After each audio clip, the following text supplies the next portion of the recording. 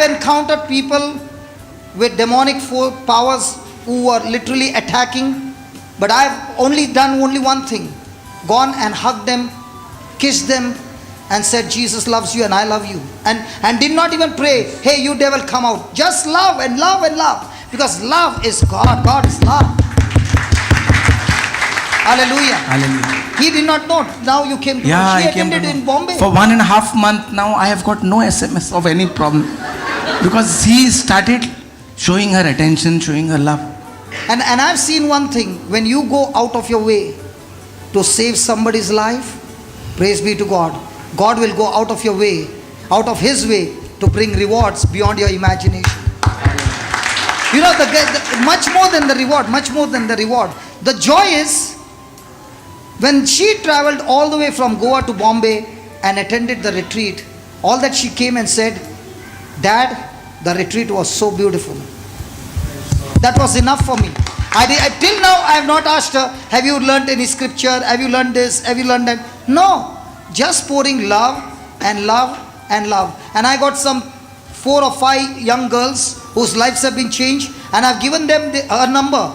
Each one of them were calling. One young girl of 20 years whom I said the word of God had kept her safe. The last time I shared her testimony, she calls all the way from Australia and talks to this girl for half an hour, just because that love is going to make a change in her life. Today what people who are in trouble is somebody who can give them a year. Sorry. No, please, Go please, ahead. no. I'm just coming to the point. You just stop. No, you said,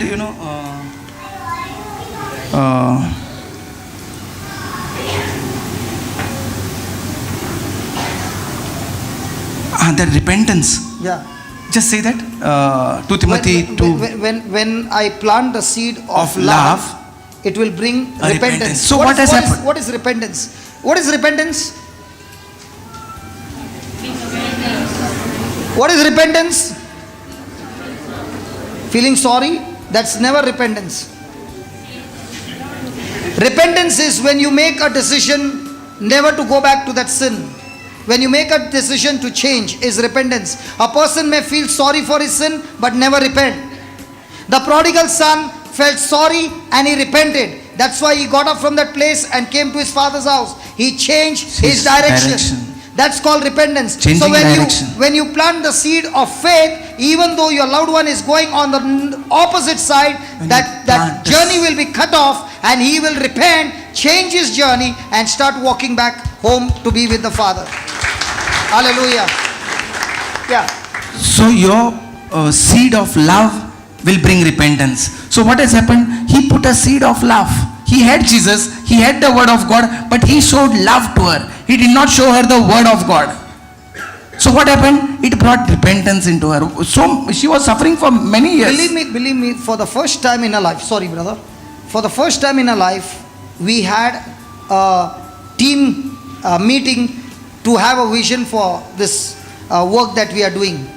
And I told her, listen baby, I want you to be in my team, okay? And you are going to be a strong soldier, and you are in my team. If anybody asks you, how come you have come for this meeting, you say, Papa told me to come and you are in my team. Okay? This girl attends the team for the volunteers, and she feels so precious that how can I be included in the team? My friend, my Jesus did not choose the qualified. He chose the one who are available. He chose those who are available. He chose the sinners. He chose the weak. And every time God chooses the weak to shame the wise. If I would have been a wise person, according to the world system, and having my pride and ego, I wouldn't have been standing here. Praise God. Praise God. Now when I preach and I see so many people who are highly qualified, so many times I sit and I cry and I say, Lord, what qualification that I have that I can preach the word of God? It's only your gift. Praise God. Yeah, sure.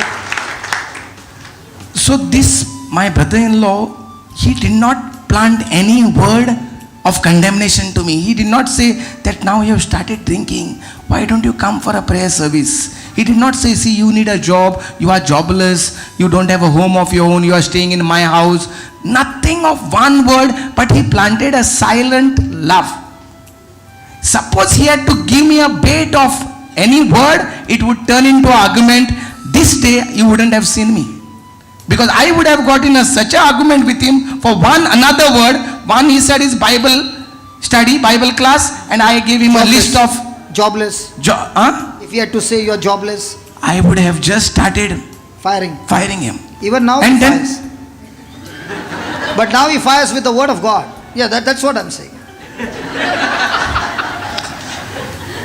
Don't you find him firing with the word of God? Some of you who have encountered him. Come on. I am a little mild. He is really a commando. Yeah, and you need both kinds of people, you know. There should be sometimes a person who is a commando, like a military person, and sometimes there should be a person who is mild as well. Both brings result. That's what God has put to us. Nobody sing yes.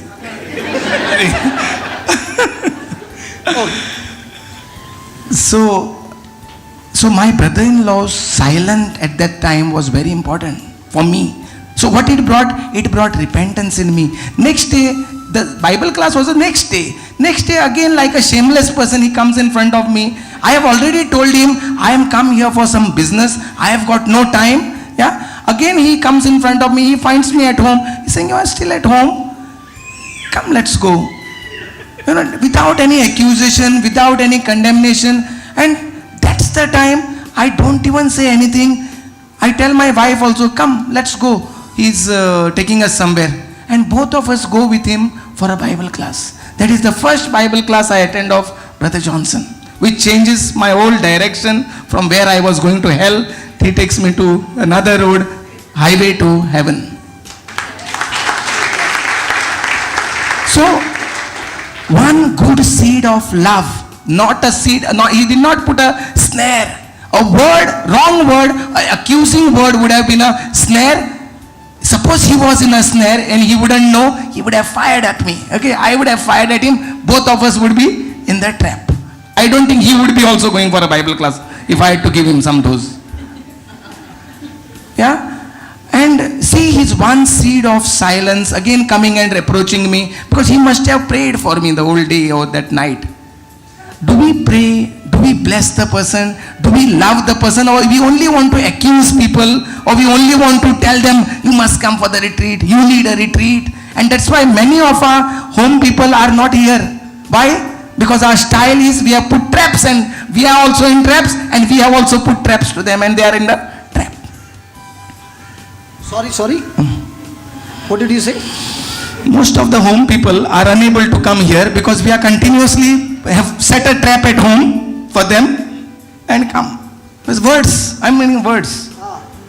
Like rabbits' traps. And they are getting suffocated. You see how those traps of the rabbits are to get suffocated. As you go out, you get more suffocated. I remember when he is preaching about rats. We used to get rats. हमको लाते रास्ता हाँ? What are those are What is latir? traps only. उसको inside you put a dry fish and the rat comes, goes inside. By the time he's pulling it, he is back. Yeah, and then in the morning put him under a hot water, put it on the stove, gas, water, and put it. So same thing is happening in our Christian life. Most of us are getting suffocated in the traps, and hot water is laid and we can't bear it. It's too much problem. We are into big problems. Why? Because the hot water has been laid on us. No, brother? Yes. You don't know this? It doesn't happen in Bombay. We don't have rats, no. We are in apartments, no. Acha, you told me in apartment also the rats were there. I am on the first floor, no. They are on the 7th floor. They are on the high floors. Hallelujah. Share some. Okay. Anything else? Praise the Lord. Hallelujah.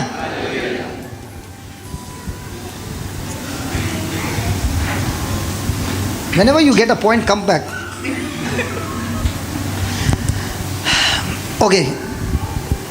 2 Corinthians chapter 2. You don't have a seat? There's a place here.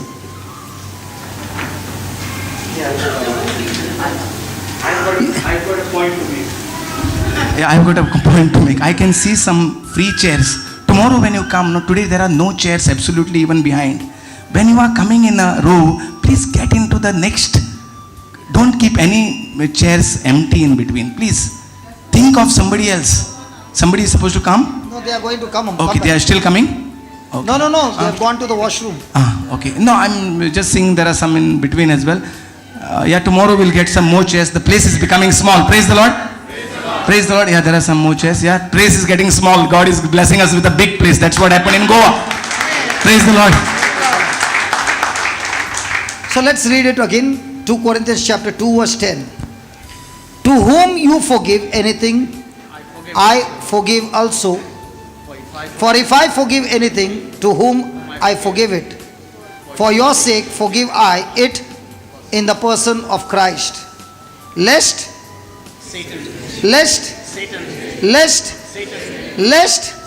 Satan should get an advantage of us, for we are not ignorant of his devices. Now in verse number 10, how many times is the word forgive come? 5 times the word forgive. Jesus is serious about this word forgive. And he says, if you fail to forgive, Satan will take what? Advantage of you, and you will be in the trap. Now, if you read from verse number 5, you find that in the church of Corinth, there was a person who had done some nasty thing in the church, and because of which he had brought a bad name in the church, and because of which he deserved punishment.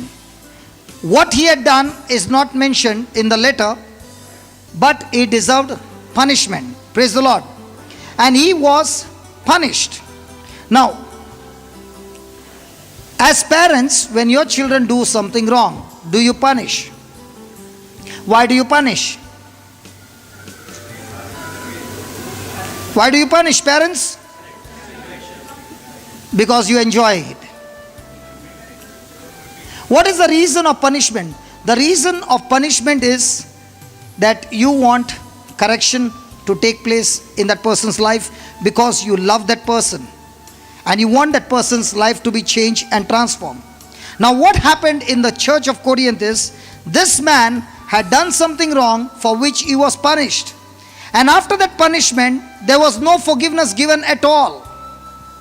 So here is the word of God saying, there is a time for punishment and there is also a time for forgiveness. Because if you don't give forgiveness to that person, then Satan will take advantage of you by your unforgiveness, and you will get into a snare, and that will destroy you. Are you with me? If a person deserves to be punished, the reason that you are bringing that punishment is that should be a correction. And after the correction is made, or it has just been started, when you plant the seed of love and forgiveness, you will be free from the snare of the devil. Now what happens many a times, a person has done error and the person is accused of that error lifelong. Even a person who has committed murder and is sentenced for imprisonment, he finishes his trial and he comes back. He cannot be called a murderer anymore, because he has what do you say? He has served the sentence. So the punishment was meant for correction, and now the forgiveness is given and he is no longer called a murderer. No, nothing happened. The chair just slipped. So much she loves you, huh? I saw a reaction. That shows love, brother. Praise God. Hallelujah.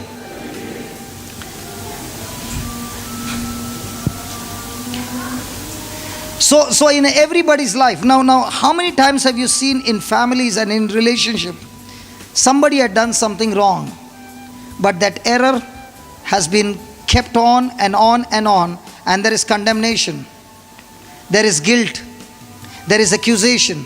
And when this is given again and again and again to that person gets drowned into that trap, and that person's life is destroyed. God doesn't want anybody's life to be destroyed. There's not a single person seated here who has not done any error. We all have done error. We all deserve to be punished. But God Himself forgives us, pardons us, shows us His mercy, and fills us with His love. And that same God is saying to you, if you do not forgive, might be you punish that person, but now it's time for you to forgive. And if you don't forgive, He says, Satan will take advantage of you and destroy you. Praise the Lord. Praise the Lord. So when you are on the right side, you are on the right side and a person is on the wrong side. But if you refuse to forgive, even your right side will now turn into a wrong side. Let me give you a testimony of my own life. My life was a life of sin, and because of which my parents had to face trouble throughout my life. And my mom, she was a superwoman, healthy, not one sickness in her body. And many a times I think about my mom. If I'm working 28 days a month preaching from this place to that place, my mom had such strength that I'm operating only on 10% or 20% of my mom's capacity. So she had never been sick in her life. A super woman working all the time. But there came a time, one day when I reached home late, my dad questioned me why I came late. And he said, if you want to stay in this place, come in the time that I've told you. And I turned around and I said, I don't want to stay in this place. And when I said this word, my mom started crying. And I walked out of the house. It was just because I'd come late. I left my house. My mom, who had never been sick a single day in her life, within a year, died of depression. And when she died, my dad could never forgive me. Disaster after disaster struck our family. And my dad could not forgive me. And my life became miserable. There came a time when I encountered Jesus, Word of God.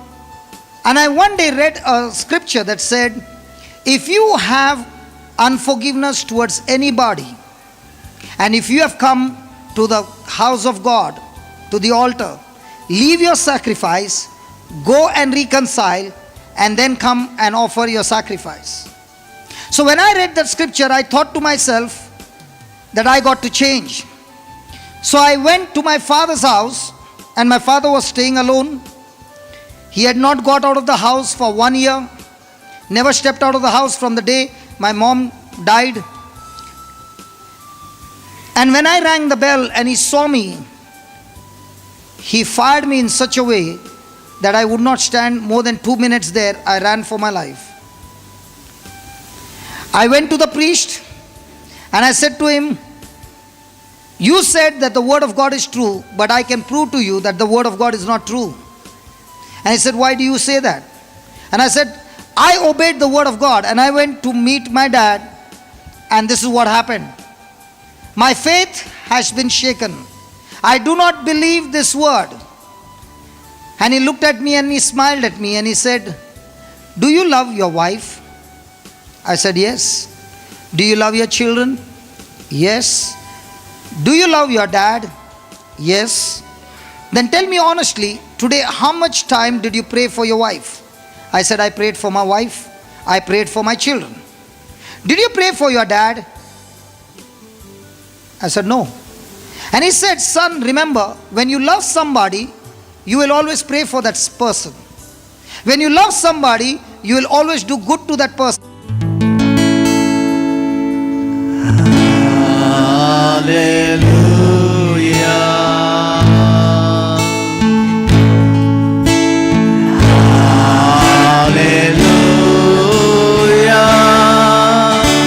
For the Lord God Almighty reigns.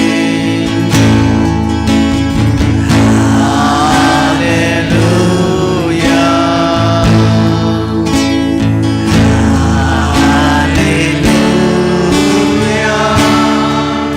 For the Lord God Almighty reigns. Hallelujah.